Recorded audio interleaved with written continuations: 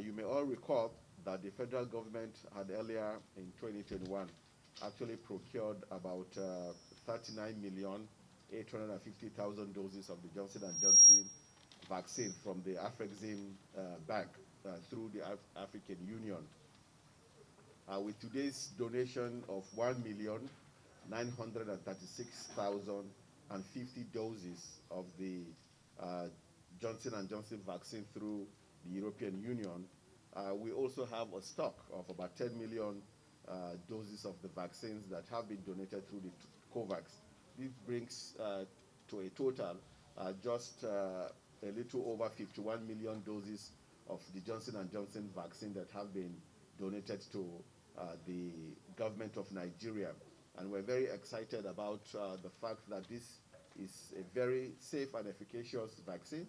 It is a vaccine that we now use as a single dose vaccine, and then the opportunity exists for a booster dose. But for those hard to reach areas, this is a vaccine that is going to be very, very critical. So on behalf of the federal government, I want to sincerely appreciate the European Union for the continued partnership in development. We have no doubt about the commitment of the European Union to the eradication of COVID-19 globally and in Nigeria in particular. So the onus is now upon us to make rational and effective use of these vaccines. As I've mentioned in my previous communication, we'll be focusing the use of the Johnson & Johnson vaccines in the hard-to-reach areas, riverine areas, desert areas, security-compromised areas.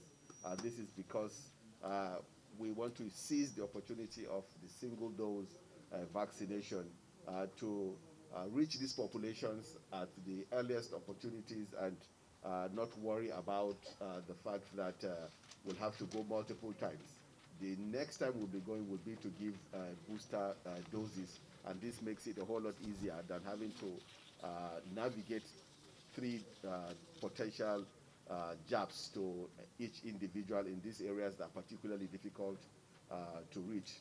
I would like to assure our partners that we will ensure a safe and equitable distribution of these vaccines. Let me also mention that the availability of the different vaccine brands does not in any way mean that some categories of people are going to be selected for a particular type of vaccine. What we're going to be using is the accessibility, making sure that every single Nigerian, no matter where they live, has the opportunity of access to these vaccines. I'm glad to inform you that we have now vaccinated over 15 million Nigerians with the first dose. This is about 14.1% of the total number of eligible people that we've targeted.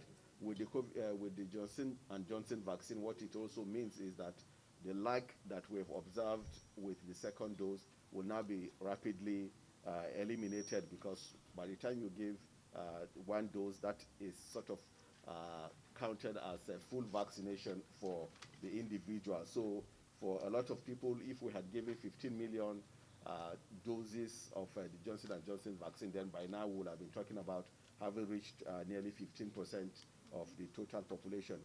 We are very mindful of the challenges that exist, especially in places in the southeast where a lot of the states, actually practically all the states, are still lagging behind in terms of reaching their populations.